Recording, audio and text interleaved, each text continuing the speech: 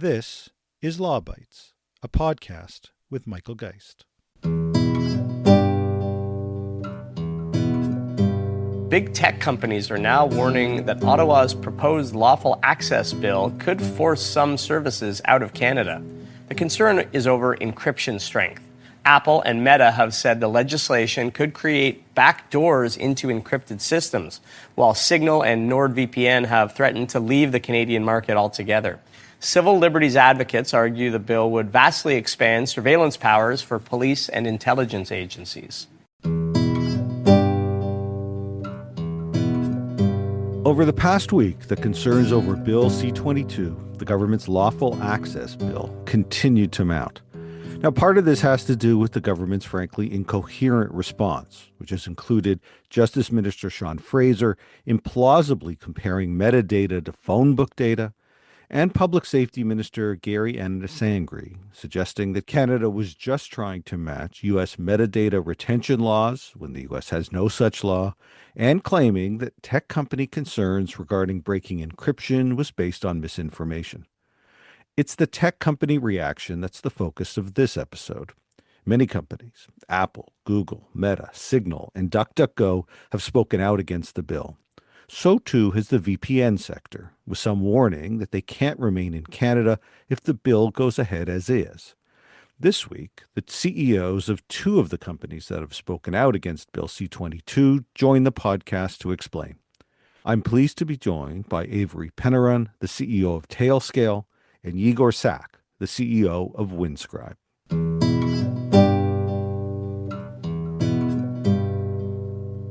Avery and Yegor, welcome to the podcast. Yeah, thanks for having us. Hi there. Welcome. It's great to have you both. You know, Avery, why don't we start with you? The word VPN can sometimes be a bit misleading, and Tailscale, which is spoken out on Bill C-22, has a post on the bill that explicitly says that Tailscale is not an anonymity service. You know, before we get to the bill and some of the issues there, can you walk listeners through what your company actually is, who uses it, what data the product engages with, and what you do or don't have access to? Sure. So I think in the context of the bill, the easiest way to explain Tailscale is it's a VPN. But there are two kinds of VPNs, and not everybody understands that. There's corporate VPNs that companies and employees at companies use to interconnect the devices and data inside that company. And then there's consumer VPNs that are used for privacy and anonymity when browsing the internet. So if you've seen ads on YouTube channels or whatever, a lot of the time those are going to be consumer VPNs because they're selling the consumer market. That's specifically designed so that you can browse the web and not be traceable, right? Tailscale is a little bit different. It's an end-to-end encrypted service, but it is for your own internal stuff, right? And so we mostly provide services like, we have lots and lots of free users around the world that are using it for accessing like their Raspberry Pi at home when they're not at home and they're using their phone or something like that, right? And so the metadata about what you're doing on Tailscale is not as sensitive as it is with a consumer VPN, because the fact is you're accessing your own stuff, right? And that's like, it's more important for us to have that information so we can help you debug why that's not working right now than it is to try to keep that anonymous. So that puts us in a little bit of a different category than other VPNs. So Yegor, Windscribe is much closer to, I think, what most listeners think of when they hear VPN. You've said publicly that you've received some RCMP requests and responded that you have nothing to give them because the product doesn't keep IP logs. Can you tell us a bit about how the architecture works and why for you, maybe for many VPNs, no logs isn't a marketing slogan, but really a design constraint? Yeah. So, fundamentally, VPNs, at least privacy VPNs, are a trust shift service. You don't trust your internet service provider or that shady Wi-Fi that you might be on, which ironically, something Public Safety Canada recently suggested, hey, you should use a VPN on Wi-Fi, all while, attempting to pass laws like this. But ultimately, you shift your trust because you do have to trust someone in the end, right? And when you pick a VPN provider, transparency and the way it operates is very important, because why would you shift your trust to an entity that's going to store your activities? Because that's exactly where you're trying to avoid, right? So with that kind of mind, the system was built with no logging by default, right? And in a sense that like why do we want to build it this way? Well, I mean, there's multiple reasons. If we store all the information that we from users' activities, ultimately, then we can no longer say, hey, we don't have this data to local law enforcement, but also foreign law enforcement, right? Because at that point, we'd be lying because we have this information. And what comes with foreign law enforcement, laws in different countries can differ significantly. And in the case of a clear crime, hey, this person did terroristic things or whatever, threatened to blow up an airport, that's okay. That's clearly a crime. But when it comes to like, hey, this person said something mean about the government, or maybe they're an activist of some kind, and now we want to jail them, they would send us subpoenas, and through MLAT, a lot of these can be enforced in Canada as well. And Canada has MLAT with a whole bunch of countries, some of them friendly, some of them not, right? So we don't want to be stuck in this position where now we're helping jail activists in some other country, right? So that's probably the main reason why we do not store any logs. The Tailscale post that we made reference to a moment ago makes the point that the bill's electronic service provider definition is sweeping. I want to ask both of you questions. Avery, why does the scope matter so much here? And Yegor, how do you read whether Windscribe sits within the scope of this legislation? Well, the scope is really important in this context. We talk about the concept of an electronic service provider, right? And it's so vaguely defined that it's not just VPNs. It's every single company that might provide a service on the internet, because it's electronic, it's a service, and they're providing it, right? And it's I don't think it's what was actually intended by the writers of the bill, but it doesn't matter what they intended. It matters what they wrote, right? And so anybody who operates anything could actually accidentally get scooped into this, right? It's kind of, Tailscale as a VPN provider, as a network connectivity provider, that it happens to be an overlay network on top of the physical network. But it kind of makes some sense. I can see a metaphor between Tailscale and old school wiretapping at a phone company, right? Maybe there's something to be said for that. It's not the case for some random photo sharing service online, right? That is not an interconnection service. It's just a service, right? And you shouldn't have the same laws applying to both kinds of things. Well, yeah, if you read the actual law, electronic service provider essentially covers every single business in Canada, provided that they use the internet in some way, and every single business does. So therefore, everyone is in scope. It's not just the telcos, it's not just the communication providers. It could be a mom and pop shop that happens to send emails to suppliers. Ultimately, they are in scope, and this definition is extremely broad. And unlike the Australian law that arguably this C-22 was kind of inspired by, at least that law kind of has a way more narrow definition in terms of, hey, this is primarily for communications providers. There's no such definition in the given wording of C-22 as it stands right now. And what it essentially entails is they're going to force everyone to become Palantir. And most businesses were founded to do a very specific thing and not be Palantir.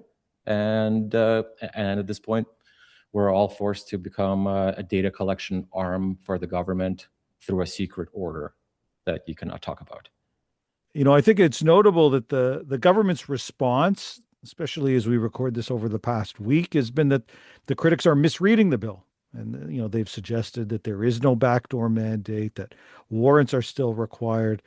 Yegor, you've obviously read some of these provisions because you've made a business decision on them and you've talked about some of these issues. What do you read in there that the government says isn't there? When you talk about this is the sort of thing that we can't operate here, what are you seeing that the government is saying isn't there? Right. I mean, from our perspective, there's no clear definition of, what is data and what is metadata. Because in our specific case, metadata is the data that users put through our servers because it's already encrypted, outside of our realm of control, through HTTPS, right? So the metadata that is generated by them using our service that's our definition of actual data, and that's the thing that we literally do not want to possess for reasons mentioned earlier, and most of this information is not even accessible to us in the way that the system was designed to operate to begin with, right? So in order to do abide by this law, it basically requires a complete and fundamental redesign of the service, right? To give you an analogy, I don't know, it would be like forcing a vegan restaurant to install a slaughterhouse in the back, just in case someone from the government may want to visit at some point. But as you may realize, typical customers of a vegan restaurant, when they learn that there's a slaughterhouse in the back, they're not going to go to that restaurant anymore, because it it becomes an entirely different thing. Avery, your post includes a line that I think is worth quoting. You note that the safest database is the one that you never created. Can you talk a little bit about that? And, how do you respond to someone that says, well, listen, providers are retaining operational data anyway, so what's one more category of retention, in this case, for up to a year? What's the security engineering case that's raised by virtue of this sort of retention of metadata for a year or more? Yeah, it's a pretty serious requirement. The companies like Tailscale and most tech companies nowadays have to think really carefully about exactly what data they retain and exactly what they do with it. Partly because in Europe they've got the GDPR, which is a privacy act that absolutely insists you don't retain anything you don't absolutely need to retain for any longer than you absolutely need to, except to operate your service. Right. And it's really strict. And so we are in a situation where the Canadian regulation that comes in might be in direct opposition to that. And as a company who's an electronic service provider, right, we might be in a situation where we can't actually comply with both laws at the same time. And if that happens, we have to either drop our European clients or find out some way to move Tailscale out of Canada or part of Tailscale out of Canada so that we don't have to service them from Canada. Right. And that's bad for everybody, because it's not actually the case that this law needs to do that. That's not the intention. It's just an accident. You may have answered this already, Igor, with your prior reference, but let's drill down for just a second again on the metadata retention question, because the government has talked about potentially addressing through some amendments on the encryption side, but on metadata, they've really taken a stand saying, no, this is what we're going to do. From your perspective, it isn't incremental, though, I think, right? Because either you're logging identifying data, or you're not running the product that you sell. Because if you're logging this, then that's not what a VPN does.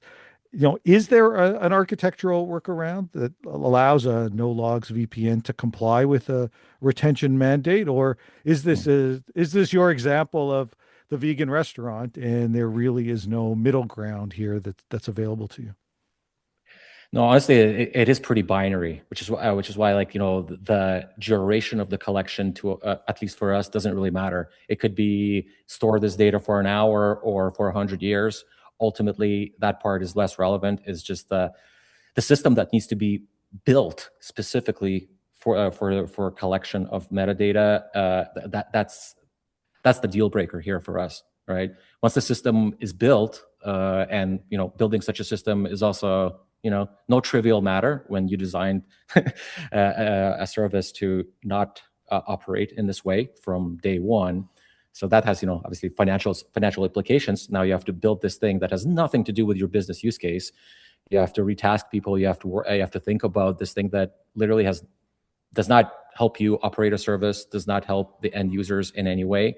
You have to do it on your own dime. You have to do it on the government schedule. There's no workaround here for a service like ours. You either do it or you don't. Avery, beyond retention, one of the big focal points, of course, has been the requirements for providers to develop, test, and maintain technical capabilities for government access. That's where we've seen sort of the rubber hit the road for a lot of companies focused on encryption, systemic vulnerabilities. We've had the minister talk about misinformation coming from the companies as their response, but we've now had the RCMP actually quite directly tell a committee that no, we like backdoors and encryption access if we can get it. So seems like the government and the police are having a little bit hard time getting their story straight. Now, your post calls for explicit protection of encryption and secure architecture. You're certainly not the only one, but you certainly were one of the first to be vocal about it. Can you talk a bit about why you see that as so essential? Well, this is really important, right? I mean, Tailscale, it's a VPN. One of the things we do is security, right? And we hire some of the best security people in the world to make sure that our system doesn't have any holes in it. Historically, law enforcement and government systems don't have that same bar, right? And the problem with security is like we like compare it to a chain, and the weakest link in the chain is how strong your chain is, right? We are talking about a regulation that in a very hand wavy, non-specific way says like maybe we're going to require you to put in specific stuff that lets us access your systems, right? And that, you know, that makes sense. You imagine like the olden days with like literally analog telephone, where like what they mean is we're going to put a tape recorder and somebody's going to go into the office and they're going to clip the tape recorder to a literal wire that is literally the phone cable that goes to somebody's house. And it's like, okay, I understand that. It's pretty hard to misunderstand how this works, to misuse it to be like an unexpected vulnerability in the system, right? Software is not like that at all, right? Like these systems are so complicated. The chance that like the RCMP is going to come up with some system that is secure enough that when they force us to plug it into Tailscale, the system is not going to be less secure overall is basically zero. And there's lots of history of this happening already in the world, right? The US had a system like that, and it immediately got used by China and Russia, right, to get into the systems the FBI was supposed to be using, right? If the US can't do it, like, I'm sorry, but Canada can't do it either. We really should not ever go down that path. It's too dangerous. Yeah. So this is this proverbial, if you let the good guys in, then the bad guys are going to find a way to access it as well. That it's just, there's no way to limit it just to police. I'm going to install, you know, the front door has this gigantic like gate on it that's like impenetrable. And I'm going to install a little back gate, and it's going to have a normal key that any locksmith can get through, right? And it's like, don't worry, I'm only giving the key to the Canadian law enforcement. It's like, yeah, it's not the key that's the problem. It's the fact that you put in this gate that uses the regular lock, right? Yeah. No, I'm glad you've been raising it, and certainly we've seen many other companies, whether it's penetrating it with the government, I suppose remains to be seen. Now, you mentioned the GDPR and how European customers might react. I actually wanted to focus both on your company as well as Windscribe. They're both Canadian-founded companies that sell internationally with really security guarantees. You know, what are some of your thoughts on the signal that Canadian law is sending if it requires some of these changes? How is the rest of the world going to react, either with respect to either buying Canadian services or potentially investing in Canada? Avery, why don't we start with you? So I think Canada is in a really actually strong position right now with all of the trade wars and whatnot that are going on. Like, we are basically everybody's friend still, right? And we're maybe the only country in the world that is everybody's friend still, right? And that is like amazingly good for business. It is a great reason to have my business based in Canada, because I can sell things to Europeans, I can sell things to Americans, I can sell things to Canadians, I can sell things to Koreans. Like, it's wonderful to have like the perfect balance. And Canada is traditionally extremely good at coming up with that perfect balance where we don't have to offend people. This is a great time to lean into our strengths, being non-offensive, right? Because that is a great way to build business where, like, you know, the Europeans, they talk about like, I want to have a sovereign AI strategy. And then I talk to the people who are doing it and I say, well, what about Canada? They're like, oh, Canada's okay. You're basically European, right? And then I go to US, it's like, oh, we want to have a sovereign AI strategy. We run all the stuff. And we're like, okay, but what about Canada? They're like, oh, that's okay. You're basically American, right? And it is amazingly powerful to be in that state. But if we create regulations that unalign us from some of our partners, that are going to make us like in conflict, where like our law enforcement is going to be looking at the data that belongs to non-Canadian citizens, for example, because we had too wide sweeping laws, that's going to get us in trouble, and it's going to make people not want to work with Canadian technology. And that is kind of my worst nightmare. Well, I mean, the Canadian market, like if you look at global scales, is not a massive one, relative to all the other places that exist in the world. Even for us, even though we're based in Canada, but Canadian revenues are, single-digit percentages of our total, even though we're primarily based in Canada. And back when we opened Windscribe back in 2015, after doing some legal research, Canada seemed like a great jurisdiction because it had a mature legal system. There were private privacy protection laws. So it was like, hey, yeah, and we're here. It's nice, convenient. We're here. We're going to open a company here. It has good laws. But unfortunately, the signal kind of creates the opposite signal. It introduces unreasonable requirements with real costs and criminal liability for businesses to actually operate in this country, whether they're based here or not. And many companies would be might choose like, hey, you know what? I think we'll just skip the Canadian market entirely. From Yegor, that Windscale may not be able to stay in the country if this passes as is. Your post talked about specific amendments, but didn't necessarily threaten exit. Can you talk a bit about what that impact might ultimately be if this passes in its current form? Does this mean exiting the country? Does it mean exiting certain services? How do you envision trying to deal with legislation that, at least at the moment, could include both the prospect of both backdoors and access to encryption, as well as the metadata retention requirements? So I'm a very Canadian person. I grew up in Northern Ontario. I don't really like ultimatums. I find that it's like they can weaken discussions rather than strengthen discussions, right? So when I come at it, I'm like, look, if in all honesty, I don't expect the bill to pass the way it was written, right? I think people want to be here making a good bill that is going to be good for everybody, right? So I mostly don't have to think about what's going to happen if they pass a bad bill because Canada generally doesn't, right? We've had a long series of these discussions and we come to good conclusions. We make good systems that, again, like makes us a really great partner to every country in the world, right? And so I don't worry about it that much. Now, if I'm honest, if I was Windscribe, I'd be like, look, in all honesty, Windscribe cannot operate if you ruin their promise of anonymity, right? Like they're an anonymizing privacy VPN, and if you break the anonymity, you've broken the entire product, right? Same thing with Signal. Like Signal can't operate in Canada. I completely understand. Like this is not them just making idle threats. Like they have to, in order to protect their reputation, they would have to stop operating in Canada under these circumstances.